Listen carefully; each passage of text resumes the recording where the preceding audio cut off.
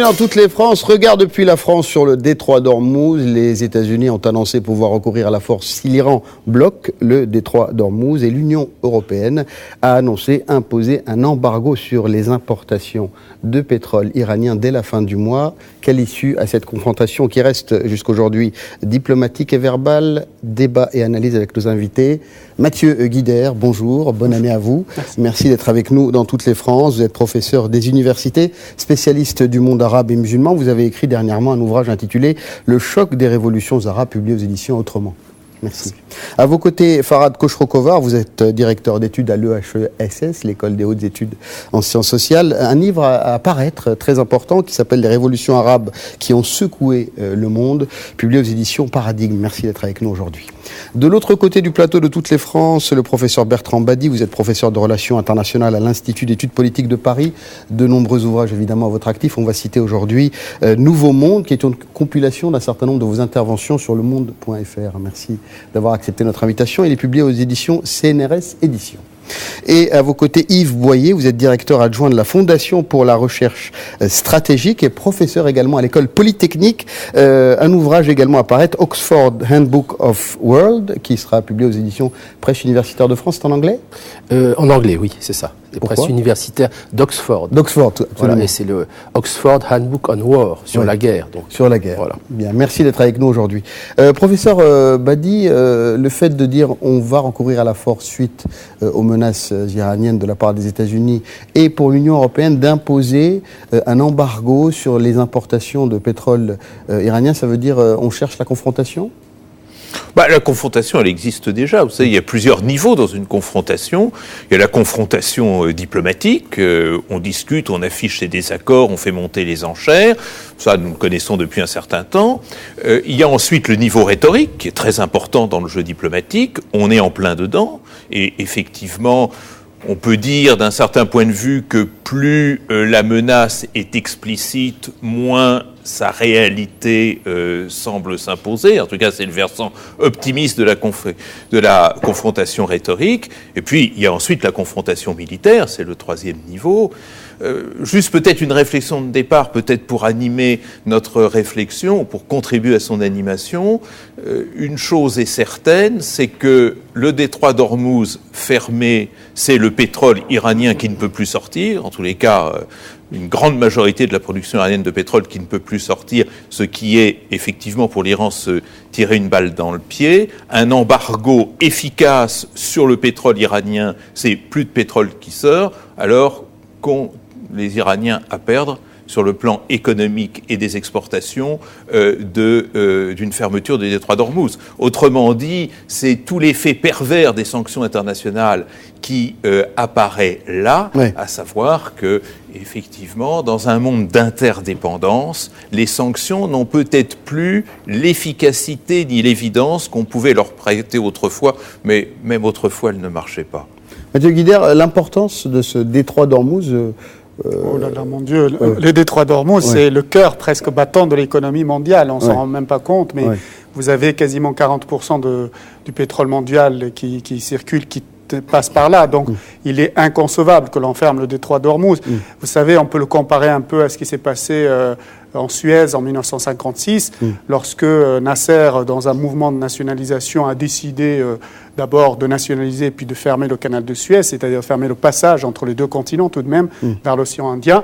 Immédiatement, on a vu la réaction de la France, de la Grande-Bretagne et d'Israël. C'est une guerre qu'on a vue. Été immédiate et a été d'écraser l'armée égyptienne, même si diplomatiquement ça donnait autre chose. Donc aujourd'hui, l'Iran joue avec le feu, avec cette menace-là, mais il est évident que personne ne peut se permettre de fermer le détroit d'Ormuz. Je constate par ailleurs que le contexte général ne permet pas une confrontation militaire aujourd'hui. On a des élections aux États-Unis, on a un contexte des révolutions arabes qui ne permet pas véritablement de mobiliser les peuples ni les régions vers une guerre. Et puis récemment, l'Iran était en train de remercier les États-Unis d'avoir sauvé certains de ses marins dans le détroit. Remercier du bout des lèvres. Oui, mais enfin, elle a sauvé un certain nombre de marins qui allaient mourir. Donc, tout cela me paraît un peu un jeu diplomatique de dupes, mais on ne peut pas fermer le détroit d'Ormuz, ça c'est clair, je crois. Farhad Khosrokovar, que cherche le pouvoir iranien à travers ces menaces de fermeture du détroit d'Ormuz, sachant que à une certaine époque, il y avait des mines également dans ce détroit, et qu'il y a des moyens d'empêcher en tout cas la circulation sans forcément aller jusqu'à la fermeture totale de ce passage stratégique. En fait, c'était l'adjoint au président de la République qui a formulé cette menace. Et c'était hier ou avant-hier. Il y a aussi des sources officielles qui ont dit qu'il ne visait pas à fermer le détroit d'Ormuz. Par conséquent, j'ai l'impression que du côté iranien, ça a été plutôt un effet de rhétorique.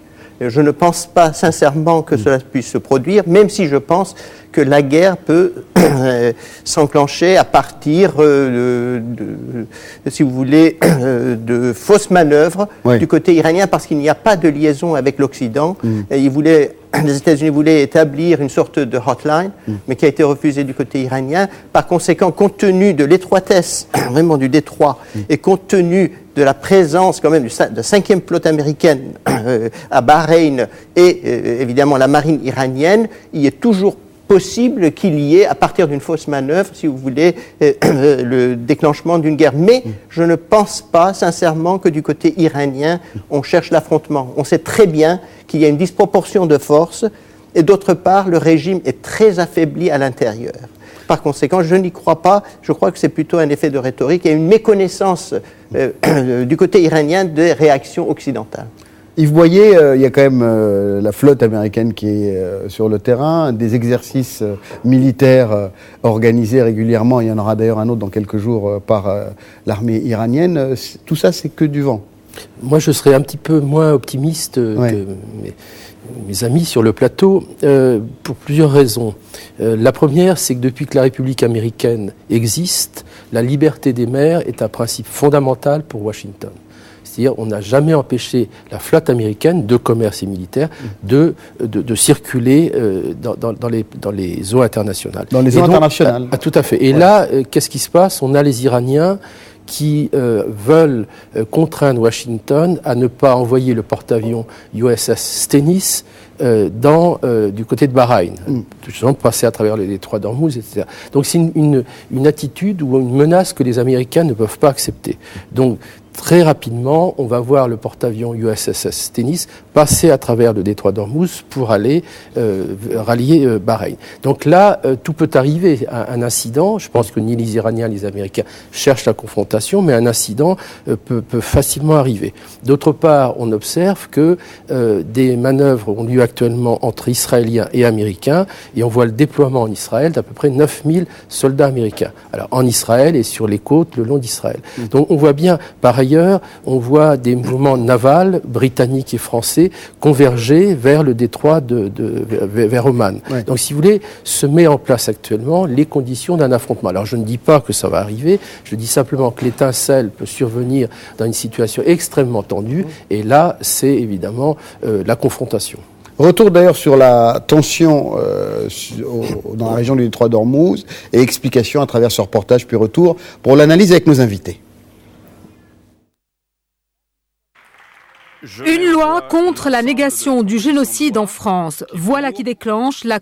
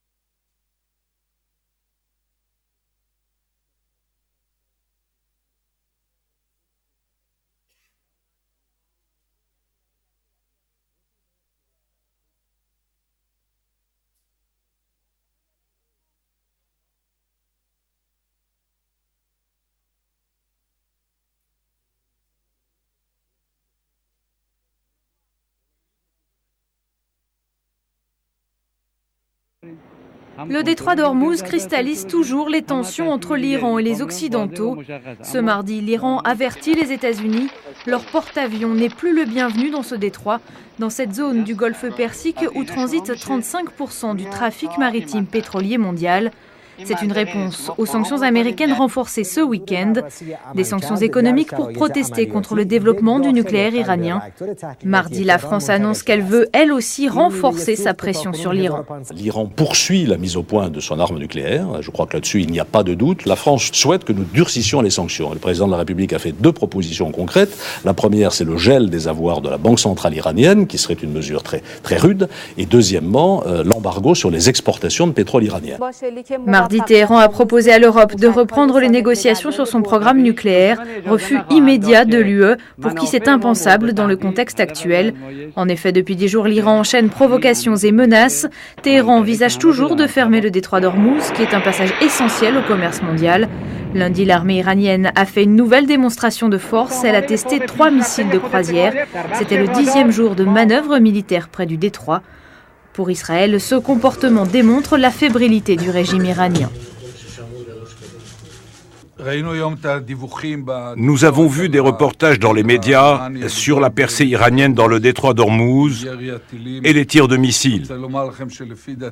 À mon avis, cela reflète surtout la grande angoisse de l'Iran face à l'intensification des sanctions. Ehud Barak ne croit pas à une fermeture du détroit d'Ormuz. D'ailleurs, l'Iran n'en a pas interdit l'accès malgré les récentes sanctions américaines. Le blocage de ce canal stratégique pénaliserait le monde entier et surtout les exportations de pétrole iranien qui représentent 80% de l'économie du pays. Bertrand Badi, vous êtes d'accord avec M. Boyer sur le fait qu'effectivement le scénario peut dériver vers une confrontation militaire? Oui, je le pense aussi. Je suis d'accord pour considérer que ce n'est pas l'hypothèse la plus probable, mais il faut faire très attention parce que plusieurs des arguments que nos amis ont avancés sont réversibles. C'est vrai que le régime iranien est affaibli, il l'est considérablement depuis notamment le printemps 2009, l'élection présidentielle, mais en même temps, les régimes faibles ont besoin pour survivre, en même temps de crises extérieures, qui ont pour effet quand même de museler l'opposition, et en même temps de sursaut de nationalisme, dont ont avantage à jouer avec le feu. Deuxièmement, c'est vrai que économiquement, la fermeture du détroit d'Ormuz serait une catastrophe qui, rationnellement, vue à froid, est insupportable pour l'économie mondiale, même si l'économie mondiale a souvent supporté des choses bien pires encore, mais si l'Iran n'est plus partie de l'économie mondiale, alors une bonne partie de l'argument saute. C'est ce que je disais tout à l'heure. Il faut voir que la mondialisation présente des avantages dans la gouvernance mondiale. Si on casse certains aspects équilibrant, je dirais, de la mondialisation, comme par exemple le droit à l'Iran de participer à l'économie mondiale, alors on lui enlève bien des raisons de ne pas ainsi créer une crise économique globale. Et puis, l'Iran a des difficultés de communication avec l'Occident, je pense que c'est vrai aussi, et c'est un élément qui effectivement incite au pessimisme, mais il faut voir que, à force d'être isolé, l'Iran a tiré parti de cette politique d'isolement en inventant un type de diplomatie qu'elle a presque fait breveter, qui est la diplomatie contestataire, où le parler fort ou le parler dur est une façon d'exister sur la scène internationale. D'où la visite d'Ahmadinejad au Venezuela. Par exemple, oui. Et à partir de ce moment-là, lorsque d'un côté la diplomatie contestataire pousse mécaniquement à tous les excès, et que d'autre part on répond en Occident, que ce soit en Europe ou aux États-Unis, en roulant les mécaniques et en jouant du muscle, alors là, il y a un vrai danger que chacun soit pris au piège de sa propre rhétorique, et un peu comme lorsque George W. Bush avait lancé en août 2002, par la voix de M. Cheney, son opération en Irak, plus rien ne puisse véritablement l'arrêter sans que l'une des deux parties perde la face. Et ça, c'est dangereux. Yves Boyer. Moi, je dirais que d'abord, en ce qui concerne les sanctions, je crois que les Occidentaux sont conscients que leurs effets ne seront pas à la hauteur de ce qu'on escomptait. Pourquoi ? La Chine a une position extrêmement ambiguë et la Chine va continuer à importer du pétrole iranien. Je crois que 80% du pétrole iranien va plutôt vers l'Asie. Oui, alors l'Inde est un gros importateur de pétrole iranien. Et l'Inde cherche à faire en sorte que le pétrole iranien continue à irriguer les raffineries indiennes. La Turquie, récemment, il y a eu une rencontre entre les deux ministres des Affaires étrangères turcs et iraniens, et la Turquie a dit, écoutez, on n'a jamais été aussi proches l'un de l'autre que depuis 400 ans, Perse, arabe. Donc, en réalité, on voit bien trois grands partenaires là qui ne vont pas jouer le jeu des sanctions. Alors, qu'est-ce qui se passe ? Il me semble que les Iraniens sont en train d'être mis dans une situation un peu piège de la part des Occidentaux. Pourquoi ? Parce que si les Iraniens ferment vraiment le détroit d'Ormuz, ils se condamnent aux yeux de la communauté internationale qui est attachée au droit de la liberté des mers. Et si les Iraniens commencent à bloquer le détroit d'Ormuz, ça va être le bon prétexte, mais là, un prétexte fondé en droit, pour les Occidentaux d'intervenir pour casser le blocus. Et donc là, on ne va pas s'arrêter à la côte iranienne, on va évidemment traiter l'ensemble des cibles intéressantes en Iran.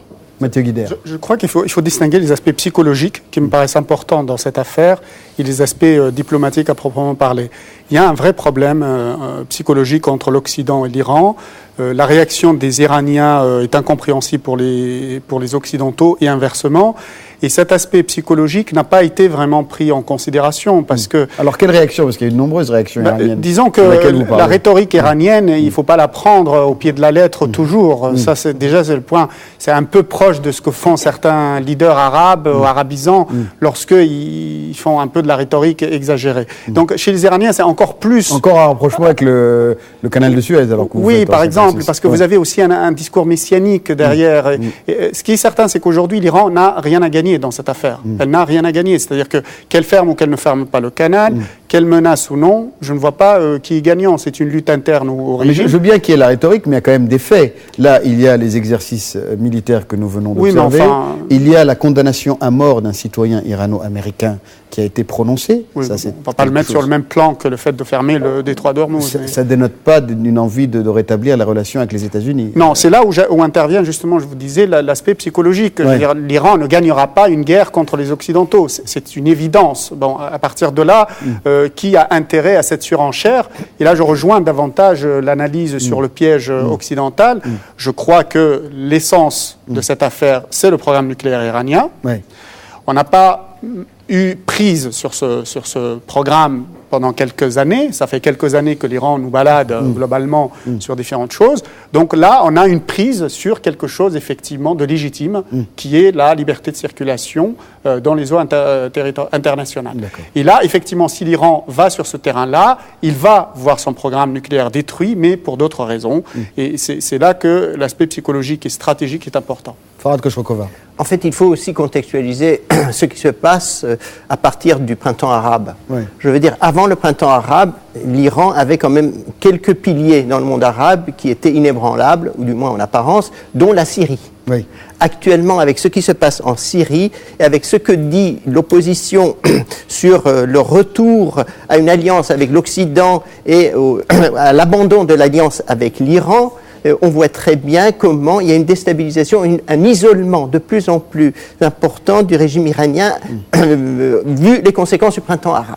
Mais isolement, M. Boyer vient de réaffirmer qu'il y a des relations privilégiées avec la Turquie, qu'il y a des relations privilégiées avec la Chine. Mais c'est pas de même nature. Il y a un voyage qui vient d'être effectué au Venezuela. Mais ça existait, au Venezuela et tout ça, ça existait auparavant. Mais ce qui a changé, je veux dire, l'alliance avec la Turquie ne sera pas de même nature que l'alliance avec la Syrie. La Syrie, c'était aussi un moyen d'aider militairement le Hezbollah, d'intervenir aussi en partie auprès du Hamas. C'est pas la même chose, c'est pas de même nature. Je veux dire, la Turquie aussi, s'il y a par exemple... Parce que il n'y a pas une unanimité face à la position iranienne. Il n'y a pas d'unanimité pour dire la position iranienne est belliqueuse, le programme nucléaire est à détruire. Mais il n'y a jamais eu. En fait, il n'y a jamais eu, mais il y a quand même un sentiment d'enfermement du côté iranien, même si l'Occident a aussi d'énormes problèmes, par exemple en Afghanistan. On sait très bien qu'en quittant l'Irak, par exemple, l'alliance avec l'Iran sera beaucoup plus importante, parce que l'Iran connaît en fait la plupart des leaders, si vous voulez, de l'Irak chiite, et donc son influence risque d'être renforcée. Mais cela étant, il est évident qu'à l'intérieur comme à l'extérieur, il y a une usure de ce qu'on pourrait appeler la position iranienne. À l'intérieur, il y a par exemple les réformateurs qui ont été éliminés. Quelques-uns seront susceptibles de se représenter aux élections parlementaires dans quelques mois, mais dans l'ensemble, ils ont été éliminés. Au sein même des conservateurs, l'aile d'Ahmadinejad, si vous voulez, est dénoncée par ceux qui soutiennent Khamenei. Donc, il y a comme un phénomène d'isolement de l'Iran. Et d'affaiblissement du régime en place. Et l'économie. Vous savez, il y a eu quand même plus de 10% de chute de la valeur de la devise iranienne après la déclaration des Européens et des Américains sur une éventuelle fermeture, si vous voulez, des négociations, enfin, des relations avec la Banque centrale iranienne, ce qui n'est pas encore internationalement fait. Donc, absolument. Il y a un vrai phénomène d'usure de l'Iran après le printemps arabe qui me paraît irréversible. Bertrand Madi, puis Yves Boyer. Moi, je ne suis pas tout à fait d'accord. Je ne sais pas si il est vraiment fondé de miser sur l'isolement de l'Iran et notamment à la faveur du printemps arabe. Parce que le printemps arabe, globalement, bon, c'est une situation fluide qui en a dérivé, dont on ne sait pas vers quoi elle aboutira. Après tout, le nouveau régime qui risque d'être mis en place ou qui sera mis en place en Égypte, il ne sera certainement pas plus anti-iranien que celui de Moubarak. Or, l'Égypte, c'est quand même un verrou, une sorte de plaque tournante dans le monde arabe. La Tunisie, le Maroc, peut-être demain, y compris en Syrie, voient la victoire de partis islamistes dont il n'est pas si sûr qu'ils pourront construire avec l'Occident des alliances stratégiques de la profondeur de celles qu'avait un Ben Ali ou un Moubarak. L'Irak, c'est incroyablement rapproché de l'Iran ces derniers temps. Et effectivement, cet axe Téhéran-Bagdad est un élément stratégique qu'il ne faut pas négliger. Et puis, il y a aussi un acteur qu'il ne faut pas laisser de côté, qui est l'Arabie saoudite. L'Arabie saoudite a, à l'intérieur du camp arabe, réussi à éliminer tous ses rivaux, c'est-à-dire les trois anciens califats, disons, c'est-à-dire Bagdad avec la chute de Saddam Hussein, le califat fatimide du avec la chute de Moubarak et le califat omeyyade de Damas peut-être demain. C'est-à-dire que l'Arabie saoudite vise à être seul maître à bord, en tous les cas dans l'efficience diplomatique à l'intérieur du monde arabe.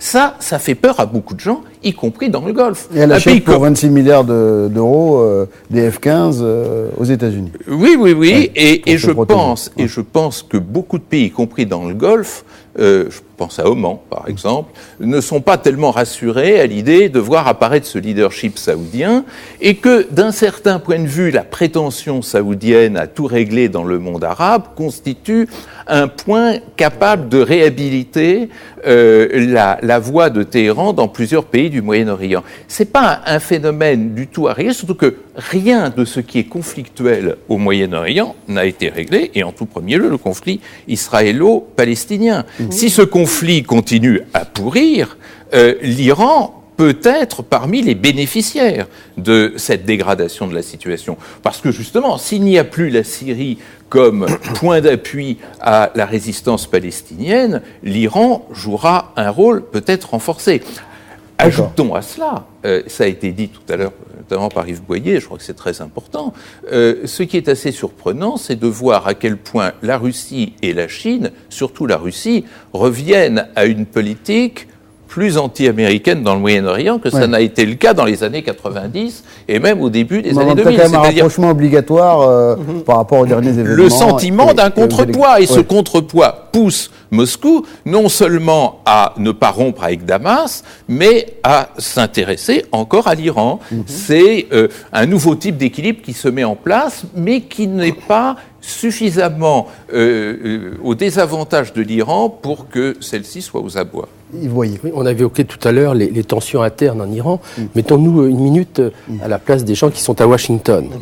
Et à Washington, qu'est-ce qu'on voit? On voit un pays qui nous a humiliés, nous Américains, à la prise d'otages, l'ambassade américaine prise d'otages. On voit l'Iran qui a un comportement assez particulier, qui soutient des mouvements terroristes. L'Iran qui vient récemment de jouer un mauvais tour aux Américains en détournant un drone extrêmement secret, un avion sans pilote extrêmement secret. Enfin, on voit les Iraniens. Il était là, donc ils l'ont attrapé. Oui, enfin, il était là. Mais pas détourné. Il était là aussi pour surveiller, pour prendre des photos. Oui, mais ça, c'est de bonne guerre, si je puis dire. Ouais. Ça fait partie du jeu international. Ouais. En tout cas, ils l'ont intercepté. Voilà, exactement. Donc, on a un État vu de Washington un peu qui est paria. Alors, on vient d'avoir. Ça ne date pas d'aujourd'hui. Hein. Non, d'accord. Si on vient d'avoir. Il y a presque 10 ans maintenant. On vient d'avoir Ben Laden. On a eu Saddam Hussein. On a eu Kadhafi. Enfin, quand je dis on, c'est les États-Unis et disons les Occidentaux. Donc là reste cette grosse épine dans le pied des Américains qui est le régime iranien. Donc je crois qu'on est proche du moment où la moindre provocation iranienne sera immédiatement contrée par une action décisive américaine. Alors j'ajouterai quand même qu'aux États-Unis, tout le monde n'est pas enclin à avoir une vision belliciste. Récemment, Ron Paul a fait à peu près 21% dans le caucus de l'Iowa. Et on a analysé le vote, et parmi le vote, il y a un certain nombre de militaires, mais il y a